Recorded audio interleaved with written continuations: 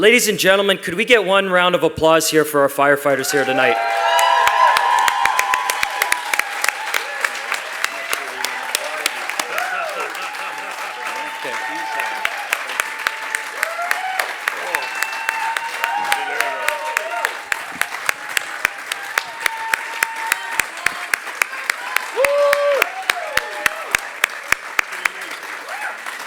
Now,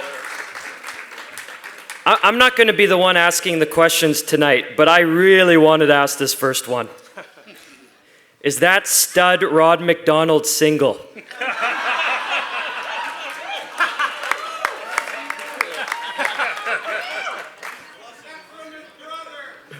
The answer is definitely. The first question. Are the Florians still active in the Lower Mainland? Well, we still ride together. We still have fun. We just took our vests off, and now everybody loves us again, which is kind of nice. I want to add to that. I don't want to leave you with a false impression. Our club got torn apart, and we're not a club anymore. We ride occasionally, maybe in groups of 2, but what you saw in the movie, that's gone. Absolutely gone. Our next question here is, what kind of extended health coverage does the job provide in terms of counselor and psychologist coverage for treatment of PTSD? It's different in different areas in the East Coast in Toronto. It's not really the East Coast, obviously, but we do have coverage, and they've changed it recently because of the acknowledgement of a lot of PTSD cases coming forward. In Vancouver, it sounds self-aggrandizing, and I've been accused of that over the years, but I'm not that guy. Coverage for mental health in terms of psychologists or psychiatrists, and I wish some of the union brothers were here that could add to this. Like I said, I ran the union for about 15 years. I was a vice president of the provincial, and I've been retired 6 years, but it was very, very minimal. It was something like a total of $1,000 for things like naturopathy or psychologists and massages. So it was basically, in East End language, dick. I'm not totally up on, I think that, and I'm a little embarrassed, but I think PTSD has been made into a presumptive compensable injury now with WorkSafe BC, and I stand corrected if it isn't. But I know while I was running the show, so to speak, with the union, it was always up to us to prove that the illness came from the job. And when it becomes presumptive, much as in cancer now, the city, the employer, must prove that it didn't come from the job, and that's such a major, major change. It's a total paradigm shift in a sense. So it's been a long, slow journey, but we're getting there. And this movie, every man on this floor will agree, this movie's designed to raise awareness with the citizens, the taxpayers, and also our guys. If you're hurting, just reach out. And that's what we hope happens. What part of the film are you saddest about being cut? All my parts.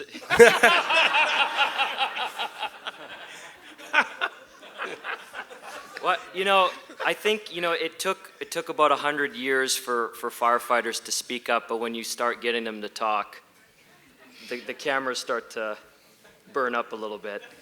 I had a lot of footage, but I think we actually, an interesting thing that we did was we covered the 2018 and 2019 wildfire crises, in BC and in California.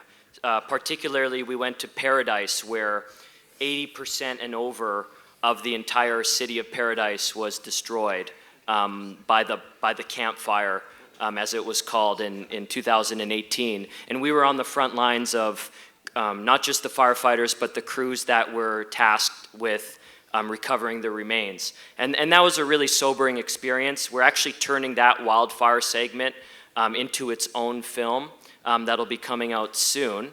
But we kept this movie, geared towards urban departments. But I will say that footage that we, many of the crew risked their lives to obtain, that was a tough call, especially to tell my cinematographers who were ducking, massive tree branches and logs flying at them on fire, that that stuff wasn't going to make the cut. That was a bit of an interesting conversation. But we look forward to sharing our wildfire segments with you soon. Nice. The military already has research and support for PTSD. Has any fire department tried getting help from an existing resource? Would you consider that? One of the things that happened with me is when I first tried to get counseling, they sent me to this really, really nice lady, but she had no idea about the fire department culture, and the counseling was just totally useless. I made her cry, left feeling worse than I walked in. And so what happened was I started searching, like, what can I do? Where can I go? And I met these two gentlemen that were starting a program that they took from Wounded Warriors. And it was a 4-day retreat that we would do. And it would be all peer driven. So there would be all firefighters or first responders with 2 professionals to make sure we don't go off the rails. And I ended up getting involved in that. And I'm pretty sure that we'll take help from wherever we can find it. I'm not sure if this is relevant to the question, but I'm going to say it anyways. It's hard to take the union hat off at times because I was so immersed in that. But I became aware of, as late as tonight, and I'm saying this mostly for the Vancouver people for obvious reasons. There's not one executive member of the fire department, from the chief, Karen Fry, who's brand new to the department, has no firefighting background, but she's the chief of the department. There's no deputy chief. There's no assistant chiefs. Nobody. And with respect to your city council, and I don't care what party they belong to, none of them are here either. And that just doesn't work for me.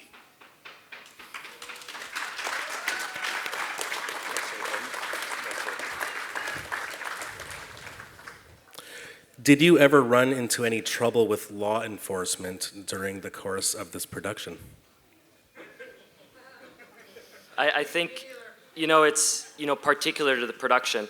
It's actually an interesting story. We were filming in Detroit, and what happens is there's so many structure fires in Detroit that sometimes you literally just stumble upon one, which is completely unheard of in a lot of other cities and departments. And on one particular evening, the crew and I were cruising the streets of Detroit in our production van at about 3:30 a.m., and we had come across a structure fire in its complete infancy and had arrived there prior to the fire department. And so when the fire department, and in addition the arson squad, came around and realized that the film crew was at the fire before the fire department, before police, and before ambulance, then they wondered, well, maybe the film crew started the fire. So at 3:30 a.m., the arson squad of Detroit proceeded to take each individual member of my crew and take them into squad cars independently for one-on-one interrogations. Why change? To which I'm sure, 90% of us shit our pants. Because this is Detroit. And, it wasn't all milk and cookies inside the squad car. I mean, they were seriously interested in how we beat the fire department to the call. So that was the our one little brush in with law enforcement, and I can't believe the crew kept coming back to make that movie for another hour, another year and a half after that one. But yeah. Just on a personal level, to answer that question, I think I speak for some of the other members that were involved in the group. I've been put on a watch list, so I have a real difficult time getting across the border as a result of our activities that you saw in the film. The first time across, my wife and I were detained for somewhere between 6 and 7 hours. I was put in shackles in a paddy wagon, transported from one facility to another. Yeah, so that's just kind of the trouble that we got into, I suppose, as a result of some of the stuff you saw on film. Thank you. I was Yeah, go ahead. I was at the PNE, and what had started to become the norm, I was surrounded by cops. And the basic message was, if you want to go to the United States, get rid of the cut, get rid of the vest, get rid of all the bullshit, or you'll never go there again. And what my response was, after serving 35 years for this city, an impeccable employment record, I have medals on my chest, not for heroism, but for service. We don't give medals for heroism in Vancouver. It's not part of the team concept. After running the union, after being involved with the Vancouver Charitable Society, and Billy, you know what I'm talking about, countless hours, not just me, but all the guys and gals in our union. I was told that I would never get to the United States again. And my response was, fuck you.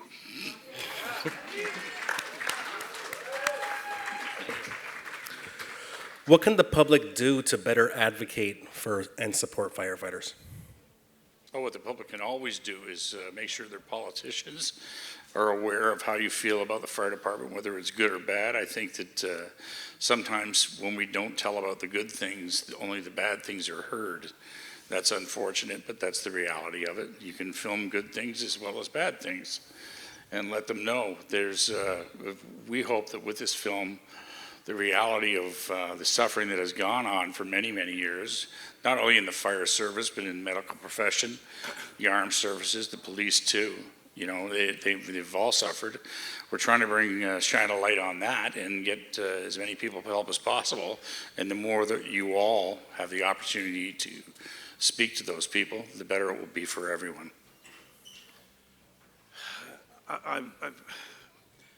It's because of my background that I tend to have some answers for these questions. But when I started the job in 1980, there were 164 firefighters on duty every shift in the city of Vancouver. Since that time, the population has almost doubled, and you have 132 firefighters on duty each shift in Vancouver. And what's problematic about that is if you have less people on scene, there's a thing called horizontal response and vertical response. Vancouver is a high-rise city now. Far, far more high-rises from 1980 to now. It takes us longer to get up to the 30th floor. So we need resources. Again, when I started the department, 16% of the civic budget went to the fire department. It's now, I believe, at last report, 7%. What can you do? Pay attention. And just be aware that these are your first responders. And if you think they need to be supported financially, then vote for the people that support that. It's not a political commercial, it's reality. It's reality. So that's it.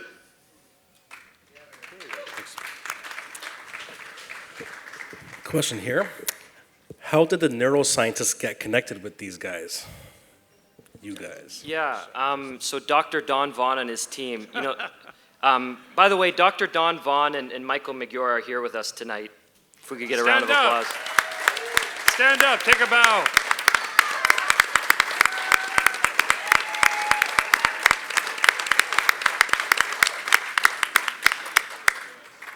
You know, in the words of our executive producer, Sean Galveo, I think the one hurdle we were up against was that you could have all the testimony in the world, and you could film and showcase trauma, and you could film and show them riding, but what do you say to somebody who says that, you know, well, these guys are, you know, they love riding bikes, and so they're biased towards riding bikes, and what real effect does it have beyond, you know, how I might feel about any other, you know, stress relief that I find in my life, and how do I know this is real, and how do I know they're not just biased because they love bikes, and they love patches, and they love the brotherhood, and blah, blah, blah. And so we really knew that we didn't have a movie until we brought in the science. And it just so happened at the exact time we were making this film, Dr. Vaughn and his team were conducting this study with motorcycle riders, and we're proving that, in fact, as we saw in the movie, that there is a decreased stress response when you're on the bike. And all the times that these guys have said that I feel better and that wind therapy exists, it was validated because of Dr. Don Vaughn, and because of that, I think our movie was complete. So I thank you, Don, for doing that.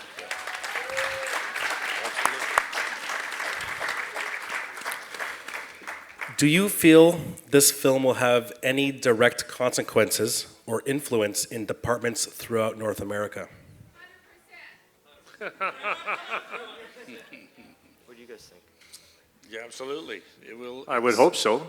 It's got to get better, right? Well, I think it's a fair question, and I'm still on the job, so I'm hoping it does get better. But as Roddy pointed out, it's also a little bit disheartening when you don't see decision makers here and just watching, as opposed to just filling the vacuum with their own narrative. I think if they had been here, I might have answered that question a bit differently. I'm still hopeful. I think it might have been a bit more definitive had they been here. You know, they spend a lot of time, energy, and money maintaining and repairing their equipment, and sometimes they forget about the most valuable piece of equipment, or the people on the apparatus and so on. So. Nicely said. Has the Toronto chapter of the Florian's Knights grown? How many members are there now? And have any other chapters opened up in Canada? No, it hasn't grown, and there's a specific reason. After witnessing what Nick went through and that tragic set of circumstances, it was hard-pressed for me to say to my people, my bosses, that I would follow in the same footsteps and end up with the same result. That was a direct result of that, whether people understood that or not. So when I spoke to the people in New York, I said, look, I'll be happy to raise money for you. I'll be happy to be involved with what a great idea it was, get together with a lot of the brothers and ride bikes, but I'm not going to go to the local 1% chapter who is the authority having jurisdiction to besmirch what I had at the time was 38 years service. So right now we have one. Right. It's me. It will grow. You're the president. And it's based on the fact that we've got this movie out and it's showing people what we're really all about. That's amazing. Thank you. Have any of you thought of running for an elected political position to help bring awareness to this issue?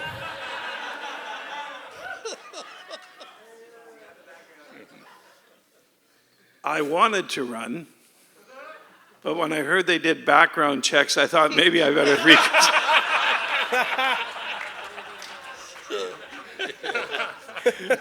But I might reconsider. Pan, can you speak about your most memorable experience during this whole production and the process? I think one of the more memorable, oh man, there's just so many things that happened over the course of making this movie. For example, when we were filming the California wildfire sequence, because everybody was evacuating, there were no more hotels, so all 5 crew members had to sleep in one bed. and I slept at the foot of that bed like the family dog.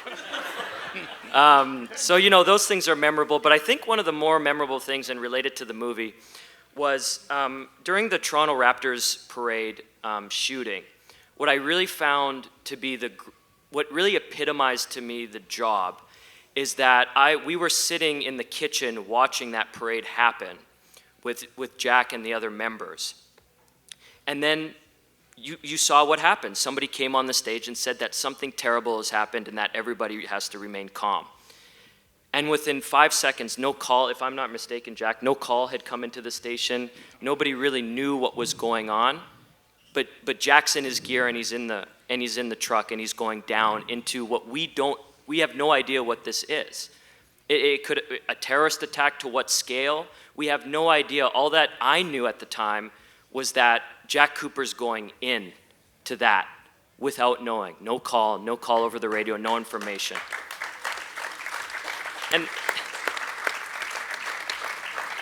And so that for me was when I realized what this was all about, was that even without the information, even without the certainty of coming back, that there are individuals in our society who really run towards that uncertainty to save people. And when that Raptors parade shooting happened, that's when I really realized that's the job. I watched Jack doing the job, and that had a real impact on me.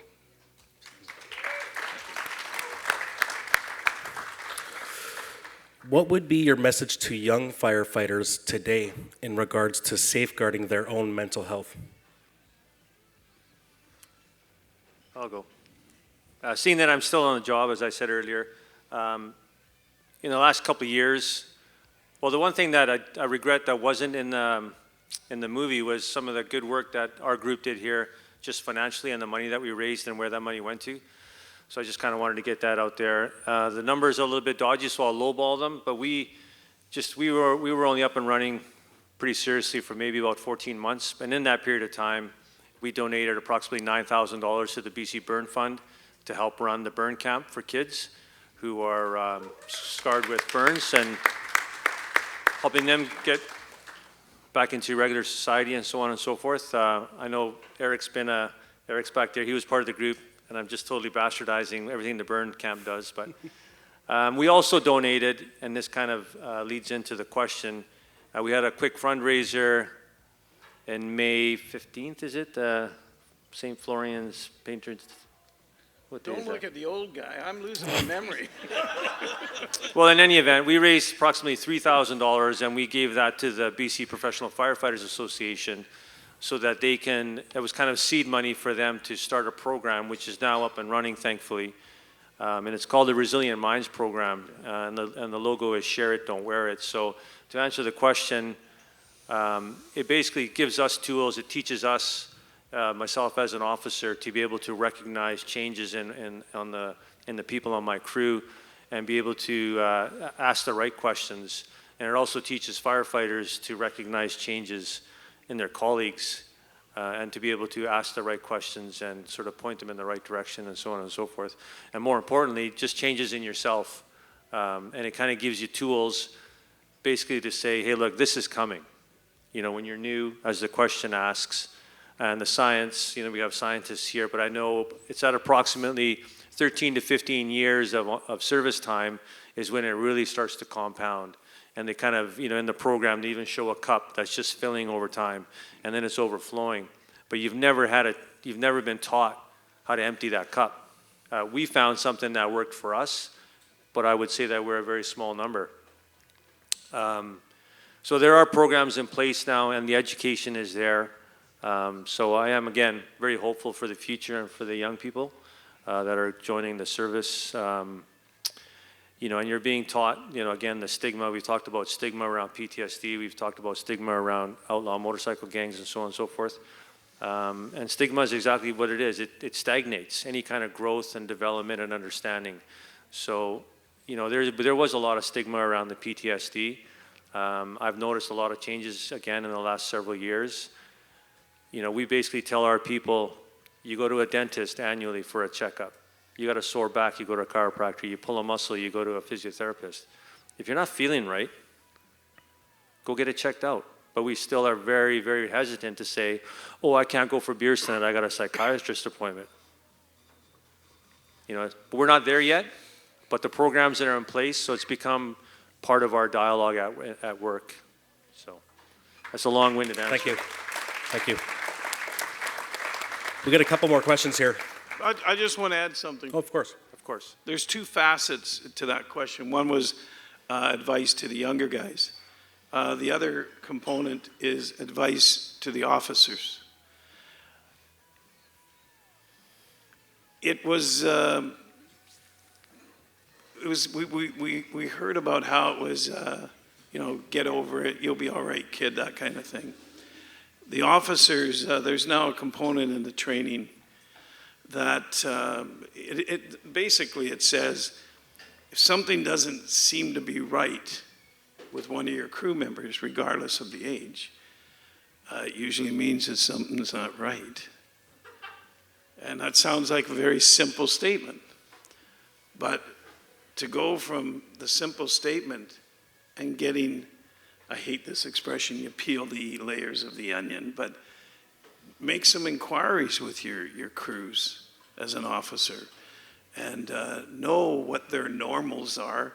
And if they're not in their normal range, it usually means that something might be up, and have a talk. And in order to have an open talk, that's based on leadership qualities and consistency and establishing values and having trust with your crews. And I like to think that the modern day training methods in the officers programs are bringing that out more so. And so it's kind of like two ends.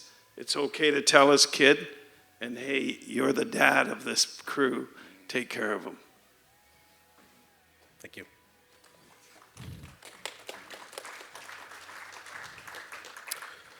Are there a lot of legacy firefighters, for example, children of firefighters, who sign up? And do you think there is a generational trauma that is experienced? I'll jump on that real quick because it really ties into somebody had asked, was there part of the movie that I regret not being in the movie? Well, there was, when we went over to New York and we met with the guys in New York and we had prearranged bikes so we could go on group rides and so on and so forth. You know, we picked up the bikes in Queens and we went up into sort of Catskills and so on. I don't know if that's considered upstate, but we were outside of Manhattan and it was just beautiful country. It wasn't what I expected. Very similar to our Sea to Sky Highway with water and mountains and so on and so forth.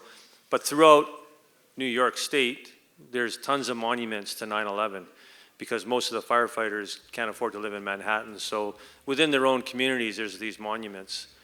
And I don't even know where we were, maybe Pan might remember, but we were down by this waterfront in a small town and there was yet another 9/11 monument and we went over to pay our respects and we were just, you know, just looking at the names and everybody has their own thoughts. And there was a young fella next to me from the New York group and I forget his name, but he just pointed to a name and said, "That's my dad."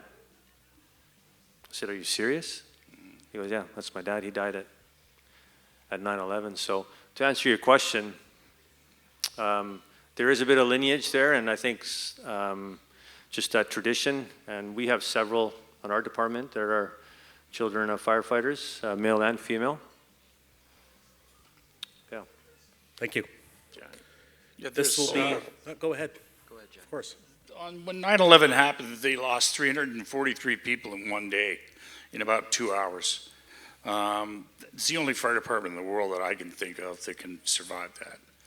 And when they did survive that, the problem with that, many of the other problems that came along was, all those 343 people that took the place of the fallen were walking in the footsteps of giants.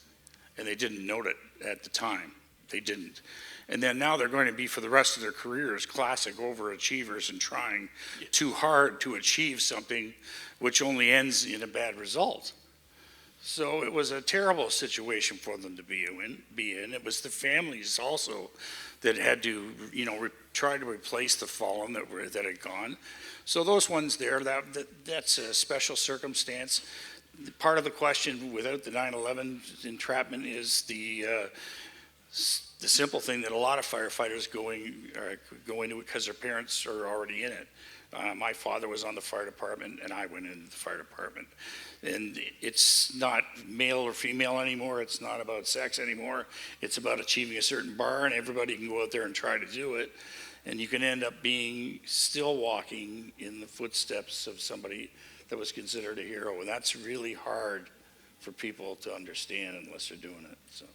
Well, one thing, like, Coop, that I was just thinking about is when you showed me the photograph of your dad and what these guys were walking into with no respirator, no nothing. Just, I don't even think, I saw a photo and he wasn't even wearing gloves. No, that's back in the day. And so, you know, I just thought to myself, when you're trying to live up to that to me comes in with that, you know, some of that kind of macho attitude where guys were really doing extraordinary things with very little protection. And that was your dad. And so now what are you going to do? You know what I mean? And I think that to me always struck me when I would hear some of these stories. So I hope I'm not speaking out of turn. But No. One of my first fires I went to, the fire was almost out and we're doing overhaul, which means you're tearing down ceilings and walls and you're making sure the fire is not extending. And I had a chief who was a World War II vet, and he came over to me and he said, "Kid, get that goddamn mask off." Well, I took the mask off, which is it's actually imbecilic. But in the culture, wearing a mask, we now have a mask for every person on the rigs. Back in those days, there was one mask, and whoever wore it was a, what's the right word? There is no right word. Pick your own. So I want to add one more thing here, and because it's just the way it is. My great uncle was Deputy Fire Chief Elmer Sly. My father, who was on the rollouts at the end, passed away at 57, retired battalion chief. His name was MacDonald. My kid brother, Randy MacDonald, was a lieutenant, passed away at ALS at the age of 47. And then there's me. There is a legacy, and it was a family tradition. And so much so that my dad, Sock, was nicknamed because he had some skills. He fought at Madison Square Garden as a fighter. My brother, who is younger than me, got on the job before me, which was absolutely horrific. And his name was Son of Sock, and they had trouble what they were going to name me, and I became Ankle Sock. Okay, that concludes tonight's program. Thank you so much to those who submitted questions for our panel. We'd like to thank our hosts at the Hollywood Theatre for their hospitality. Thank you so much for attending this premiere. A reminder that the Florian's Nights begins its North American theatrical run tomorrow, and all available locations and showtimes will be available on the film's website, floriansnightsmovie.com. Please help spread the word. Thank you again, and have a great night. Boss, 1 minute. You got him on a roll. No, we're never going to get to do this again. I know that. Oh, you go for it. But I want to congratulate, because of his artistry, his brilliance, his ability to get himself into our culture, his crew, who were magnanimous. They were just the best sons of bitches I have ever met. They were all under the age of 30. They were just impossibly good. And that's Pan and the boys. give it up for Pan.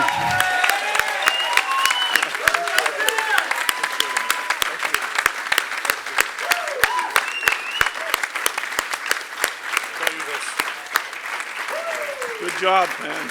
Amazing. Thank you so much, everyone. Please spread the word, and hope you have a great evening.